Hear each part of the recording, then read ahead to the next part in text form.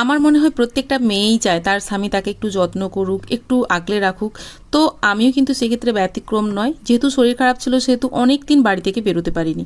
হঠাৎ করে আজকে যখন বর বলল চলো তোমাকে একটা জায়গায় নিয়ে যাবো, সেহেতু আমি ওর পিছু পিছু বেরিয়ে পড়লাম। কোথায় নিয়ে যাবে আমি একদমই জানতাম না, সেজন্য ওকে কোনো রকম প্রশ্নও করিনি। আমি শুধুমাত্র ওর পিছু পিছুই গিয়েছিলাম। গিয়ে দেখলাম একটা সোনার দোকানে ও আমাকে তুলেছে। প্রথমে ভেবেছিলাম হয়তো সোনার কোনো জিনিস কিনে দেবে, কিন্তু না, সোনার তো প্রচণ্ড দাম, কি করে ও আমাকে কিনে দেবে। তো যাই হোক, ওখান থেকে দুটো জিনিস কিনে নিয়ে চলে গেলাম কারখানায়। কারখানায় বসে ওটা পরে ওকে হাতে দেখাচ্ছিলাম, দেখো কেমন লাগছে। তো তোমরা অবশ্যই কিন্তু কমেন্ট করে জানাবে কেমন লাগছে এটা।